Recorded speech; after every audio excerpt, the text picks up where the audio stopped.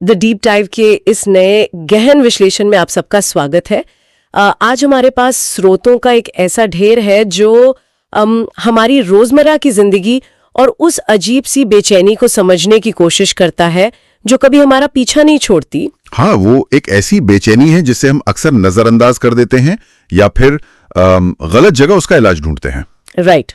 और आज का हमारा मिशन आचार्य प्रशांत के दर्शन, जिसे एपी फ्रेमवर्क कहा जाता है, उसके एक बहुत ही गहरे और क्रांतिकारी वैचारिक ढांचे को डिकोड करना है। हम अक्सर खुशी या सफलता की तलाश में खुद को थका हुआ पाते हैं, है ना? बिल्कुल। और क्या ऐसा हो सकता है कि जिस दिशा में हम समाधान खोज रहे हैं वही दिशा असल में हमारी सबसे बड़ी समस्या हो? यही सबसे बड़ा सवाल है। चलिए इसे एक उदाहरण से शुरू करते हैं। जब हम किसी मेडिकल डायग्नोसिस की बात करते हैं तो हमारे दिमाग में एक बहुत ही सटीक तस्वीर होती है। जैसे अगर हाथ की हड्डी टूट जाए तो एक्सरे में एक सफेद टेढ़ी लाइन दिख जाती है। हाँ, और डॉक्टर तुरंत उस लाइन पर उंगली रखकर कहता है कि देखिए समस्या यहाँ है। बिल्कुल, सब कुछ एकदम साफ होता है। हम इंसानों को ऐसी चीजें बहुत पसंद आती हैं जिन्हें मापा जा सके, लेकिन जब बात इंसानी मन की होती है तो अचानक वो एक्सरे मशीन काम करना बंद कर देती है। हमें पता ही नहीं होता कि दर्द असल में उठ कहां से रहा है। सही बात है। और आज के हमारे स्रोत कोई आम सेल्फ हेल्प की बात नहीं कर रहे हैं। ये सीधे हमारे मैं यानी हमारे अहंकार पर की गई एक बिना बेहोशी की सर्जरी है। बिना बेहोशी की सर्जरी? बाप रे, ये तो बहुत गहरा होने वाला है। तो इस फ्रेमवर्क की शुरुआत कहां से होती है? यहाँ सबसे दिलचस्प बात यह है कि इस ढांचे की शुरुआत ब्रह्मांड के रहस्यों या ईश्वर से नहीं होती।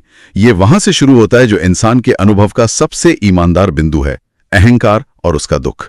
मतलब ये मानकर चलता है कि वास्तविकता कोई बाहर रखी चीज नहीं है? बिल्कुल नहीं। वास्तविकता हमेशा अहंकार के लिए ही वास्तविकता होती है। हम पूछते हैं कि वास्तविकता क्या है, लेकिन ये फ्रेमवर्क उस सवाल को पलट कर पूछता है कि किसके लिए, महसूस किससे हो रही है। हाल में तो अहंकार का मतलब घमंड होता है ना? हाँ, हम कहते हैं कि उस इंसान में बहुत ईगो है क्योंकि वो अपनी तारीफ करता है, लेकिन यहाँ अहंकार की परिभाषा बिल्कुल अलग है। तो फिर असली परिभाषा क्या है स्रोतों के हिसाब से? घमंड तो बस एक सतही लक्षण है। इस ढांचे में अहंकार का मतलब मैं एक्स हूं कि एक बुनियादी संरचना है, और ये एक्स कुछ भी हो सकता है। कुछ भी? मतलब जैसे मैं एक सीईओ हूं, या मैं एक बहुत दुखी इंसान हूं। हाँ, या यहां तक कि मैं एक बहुत ही शांत आध्यात्मिक साधक हूं। समस्या ये है कि इस अहंकार का अपना कोई अस्तित्व या पदार्थ नहीं है। ये असल में एक खालीपन है, एक गहरी त्रुटि जिसे लगता है कि वो अधूरा है। बिल्कुल। और खुद को साबित करने के लिए कि वो सच में वजूद में है, वो बाहरी दुनिया से चीजें उधार लेना शुरू कर देता है। ये तो एक ऐसे किराएदार की तरह हुआ जिसके पास अपना खुद का कोई घर नहीं है, इसलिए वो दुनिया से पहचान, रिश्ते, करियर और अपने घाव भी उधार ले आता है। एकदम सही एनालॉजी है। और फिर वो इन उधार की चीजों को जोड़कर अपने चारों ओर एक मचान खड़ी कर लेता है। एक मचान जिसे अंग्रेजी में स्कैफोल्डिंग कहते हैं, और दुनिया से कहता है कि देखो ये मेरी प्रॉपर्टी है। राइट। और क्योंकि ये घर उधार की ईंटों से बना है, अहंकार हमेशा डर में जीता है। उसे हमेशा साबित करना पड़ता है कि वो मचान गिरेगा नहीं। मतलब उसे हर पल अपनी उस उधार की पहचान की रक्षा करनी पड़ती है, और इसी जद्दोजहद में हम भागदौड़ करते हैं। हाँ, और यहीं पर इस दर्शन का सबसे गणितीय हिस्सा आता है, जिसे स्रोतों में y = फंक्शन ऑफ x और z के सबसे बड़े झूठ के रूप में समझाया गया है। हाँ, मुझे इसी सूत्र पर आना था। क्षैतिज और ऊर्ध्वाधर अक्ष की जो बात की गई है वो थोड़ी जटिल है। इसे आसान भाषा में कैसे तोड़ेंगे? चलिए इसे ऐसे समझते हैं। यहाँ जो y है वो अहंकार की वर्तमान स्थिति या उसकी पहचान है जो दुनिया को दिखती है। अच्छा, और x क्या है? x वे सारे बाहरी चर हैं जिनके पीछे हम भागते हैं, जैसे बैंक बैलेंस, जॉब टाइटल, रिश्ते या समाज में हमारी हैसियत। तो फिर z क्या है? z सबसे महत्वपूर्ण हिस्सा है। ये वो बुनियादी अज्ञान है, वो अंदरूनी छालीपन जो कहता है कि मैं अधूरा हूं। और जो f है वो फंक्शन है जो इस खालीपन को बाहरी चीजों के साथ जोड़कर एक पहचान बनाता है। बिल्कुल सही, आप एकदम सटीक पकड़ रही हैं। तो अगर मैं इसे अपनी रोजमर्रा की जिंदगी पर लागू करूं, हम सब सुबह उठते हैं, ऑफिस भागते हैं, लिंक्डइन पर अचीवमेंट पोस्ट करते हैं या शांति के लिए मेडिटेशन करते हैं, हम तो यही मान रहे हैं कि हम ऊंचाइयां छू रहे हैं। लेकिन असल में हम सिर्फ एक्स को बदल रहे हैं, और ये ढांचा इसे इंसान द्वारा खुद से बोला गया सबसे बड़ा झूठ मानता है। तो हम जो भी भागदौड़ कर रहे हैं, चाहे शहर बदल लें या बहुत पैसा कमा लें, ये सब क्षैतिज अक्ष पर हो रहा है। हाँ, हॉरिजॉन्टल एक्सिस पर ऊर्जा बहुत खर्च होती है, दृश्य बदलते हैं, एक्स की वैल्यू बदलती है, लेकिन वर्टिकल एक्सिस यानी ऊंचाई पर कोई बदलाव नहीं होता। ऊर्ध्वाधर गति का मतलब नई चीजें हासिल करना नहीं है, बल्कि उस जेड को बदलना है। बिल्कुल, उस केंद्र का पतला होना जहां से आप काम कर रहे हैं। जब तक आपका अहंकार मोटा बना हुआ है, आप क्षैतिज दिशा में कितनी भी तेज दौड़ लगा लें, आप रत्ती भर भी आजाद नहीं हुए हैं। वाह, मतलब हम जिंदगी भर बस एक ट्रेडमिल पे दौड़ रहे हैं और खुद को कहानी सुना रहे हैं कि हम एवरेस्ट चढ़ रहे हैं। एकदम सही बात है, और हम थक भी जाते हैं इस ट्रेडमिल पर। लेकिन रुकिए, यहाँ मुझे एक बहुत बड़ी आपत्ति है। अगर अहंकार ही इस पूरे ट्रेडमिल को चला रहा है, तो फिर हमारा मन क्या कर रहा है? अच्छा सवाल है, आपको क्या लगता है?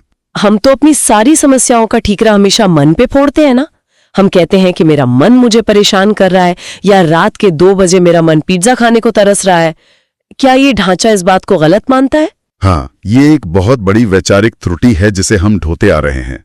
एपी ढांचा इसे पूरी तरह से खारिज करता है। तो फिर मन का असली काम क्या है इस दर्शन के हिसाब से? इस दर्शन के अनुसार मन बस एक निर्दोष मशीन है। इसमें मुख्य रूप से 2 ही चीजें होती हैं, स्मृति और बुद्धि। मेमोरी और इंटेलेक्ट, बस इतना ही? हाँ, मन का काम सिर्फ डेटा स्टोर करना और कैलकुलेशन करना है। मन ना तो इच्छा करता है, ना डरता है, और ना ही दुखी होता है। 1 मिनट, अगर मेरा मन पिज्जा की तस्वीर याद कर रहा है और बुद्धि कैलकुलेट कर रही है कि फ्रिज में पिज्जा है या नहीं, तो तलब कहां से आ रही है? यही तो कैच है। मुजरिम वो है जो उस निर्दोष मशीन को हाईजैक कर लेता है, यानी अहंकार। ओहो, मतलब वो तड़प कि मुझे ये पिज्जा चाहिए ताकि मेरा खालीपन भर जाए, वो अहंकार की है? बिल्कुल, अहंकार मनरूपी मशीन के स्टीयरिंग व्हील पर बैठ जाता है।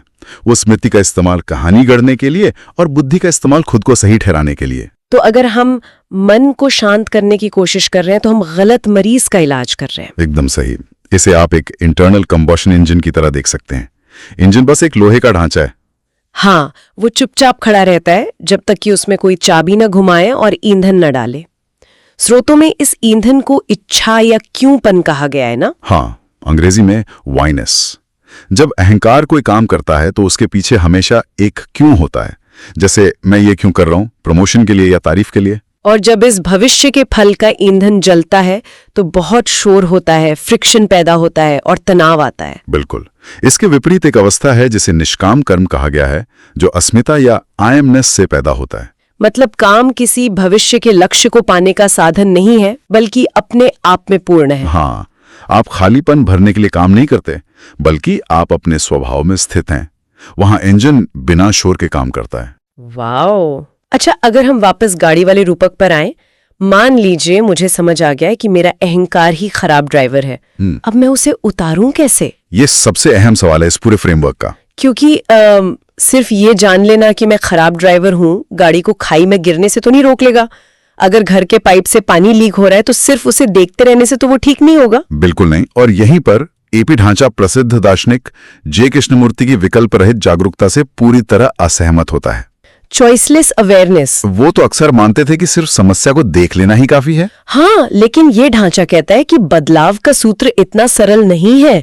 इसके अनुसार परिवर्तन बराबर देखना प्लस संकल्प। देखना प्लस संकल्प यानी इंटेंट।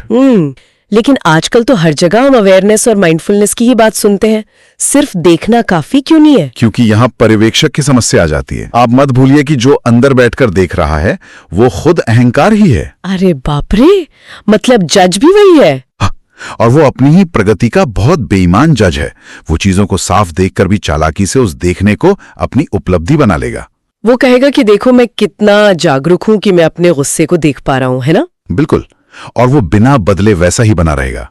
इसलिए संकल्प की जरूरत होती है। मुझे ये संकल्प वाला हिस्सा समझना है। जैसे मान लीजिए ऑफिस में किसी ने मुझे बुरा भला कह दिया, मुझे गुस्सा आ रहा और मैंने उसे देख भी लिया।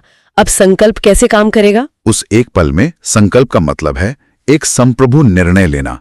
अहंकार हमेशा आत्मसंरक्षण चाहता है। वो चाहता है कि आप चिल्लाएं और खुद को सही साबित करें। लेकिन संकल्प का क्या अर्थ हुआ फिर? संकल्प का अर्थ है उस आराम को ठुकराकर आत्मविघटन की पीड़ा को चुनना, यानी आप जानबूझकर उस मौके को जाने देते हैं जहां आपका अहंकार मोटा हो सकता था। उफ, आप उस बेचैनी को पी जाते हैं। अहंकार को खुद अपने ही अस्तित्व के खिलाफ जाना पड़ता है। ये तो बहुत दर्दनाक होगा। बहुत दर्दनाक। ये हर दिन, हर घंटे चलने वाली लड़ाई है। लेकिन इंसान को तो एक फिनिश लाइन चाहिए होती है ना। अगर कोई लगातार ये अभ्यास कर रहा है तो क्या एक दिन वो अंतिम मुकाम यानी एनलाइटनमेंट तक पहुंच जाएगा? ये दर्शन उस फिनिश लाइन की उम्मीद को पूरी तरह से तोड़ देता है। ये अंतिम मुक्ति को एक संरचनात्मक असंभवता मानता है। एक मिनट, संरचनात्मक असंभवता मतलब पूर्ण मुक्ति जैसी कोई चीज होती ही नहीं है? इस ढांचे के हिसाब से नहीं। तो फिर जो इतने सारे गुरु दावा करते हैं कि वे पूरी तरह से मुक्त हो चुके हैं, वे क्या कर रहे हैं? जब तक आप एक शरीर में हैं, आपकी त्वचा की एक सीमा है जो आपको अलग करती है। ये अलगाव एक न्यूनतम अहंकार तल बनाए रखता है। मतलब भूख लगेगी तो आपको ही लगेगी, आपके पड़ोसी को नहीं। बिल्कुल। इसलिए जो व्यक्ति दावा करता है कि मैं पूर्णतः मुक्त हूं, वो असल में एक विरोधाभास जी रहा है, क्योंकि ये घोषणा करने वाला मैं खुद एक अहंकार है। ओहो, आप अपने ही मृत्यु प्रमाण पत्र पे खुद हस्ताक्षर नहीं कर सकते। ये तो बहुत बड़ा प्रहार है। हाँ, और सिर्फ गुरुओं पर नहीं, उन लोगों पर भी जो खुद को कट्टर तर्कवादी कहते हैं और मानते हैं कि वे अंधविश्वासों से मुक्त हैं। हाँ, जो कहते हैं कि हम विज्ञान को मानते हैं, हर परंपरा पर सवाल उठाते हैं। उनका अहंकार कैसे काम कर रहा है? ये ढांचा इसे पहला अंधविश्वास कहता है। एक तर्कवादी दुनिया के हर विचार पर सवाल उठा लेता है, लेकिन उस मैं पर कभी सवाल नहीं उठाता जो सवाल पूछ रहा है। वाह, वो मान लेता है कि उसका अपना अस्तित्व सबसे ठोस सत्य है। एकदम सही।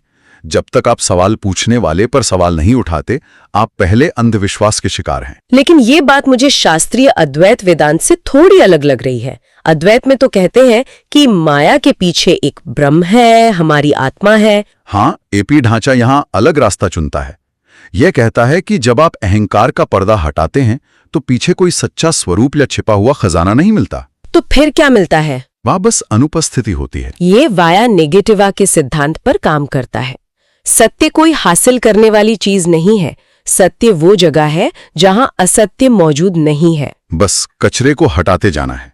मुक्ति कोई मंजिल नहीं, बस एक अंतहीन दिशा है। बिल्कुल, कोई झंडा गाड़ने वाली जगह नहीं है। तो अगर हम इस पूरी चर्चा को समेटें, कोई अंतिम मंजिल नहीं है, कोई खजाना नहीं है, तो हम ये सब कर क्यों रहे हैं? आपको क्या लगता है, इसका फायदा क्या है? मुझे लगता है कि ये ढांचा कोई झूठी सांत्वना तो नहीं देता, पर एक गहरी राहत देता है। मतलब हमें ज्ञानी होने की जरूरत नहीं है, बस कल से थोड़ा कम बेईमान होने की जरूरत है। बिल्कुल, यही सार है। हमारी जिंदगी का सबसे बड़ा बोझ यही है कि हमें दुनिया से उधार ली हुई पहचान की 24 घंटे रक्षा करनी पड़ती है। और जब समझ आ जाए कि ये पहचान हमारी है ही नहीं, तो वो ड्यूटी खत्म हो जाती है। सही कहा। हर दिन अपनी ही चालाकी पकड़ना और अपने मचान को एक अंश कमजोर करना, यही असल में जीना है। और शायद सच्चे प्यार का मतलब भी यही है, अहंकार का खुशी खुशी आत्मविघटन चुन लेना। खैर, आज के इस विश्लेषण ने सोचने का तरीका ही झकझोर दिया है। मुझे भी इस पर बात करके बहुत मजा आया। हम अंत में आ गए हैं और मैं श्रोताओं को एक ऐसे विचार के साथ छोड़ना चाहूंगी जिस पर वे सोच सके। बिल्कुल, वो बहुत जरूरी है। सोचिए, हम सब खुद को लगातार सुधारने की दौड़ में लगे हैं। किताबें पढ़ते हैं, थेरेपी लेते हैं, लेकिन क्या होगा अगर इस सुधारने की तड़प ही हमारे अहंकार की सबसे बड़ी चाल हो, ताकि उससे हमेशा कोई काम मिलता रहे और वो जिंदा रहे। बिल्कुल, अगर समस्याओं को सुलझाने वाला मैं खुद ही सबसे बड़ी समस्या है, तो क्या होगा अगर हम उस सुलझाने वाले को ही नौकरी से निकाल दें? ये बहुत ही गहरा सवाल है। शुरुआत में हमने मेडिकल एक्सरे की बात की थी। हमारी त्रासदी ये है कि हम तस्वीर में अपनी टूटी हड्डी ढूंढ रहे हैं, जबकि असल में जो मैं उस तस्वीर को देख रहा है, दरार हड्डी में नहीं, उसी लेंस में है। बहुत खूब। उस लेंस को ईमानदारी से देखना ही शुरुआत है। बिल्कुल, तो उस लेंस को देखिए। द डीप डाइव के अगले विश्लेषण तक के लिए इन सवालों के साथ गहराई से सोचते रहिए।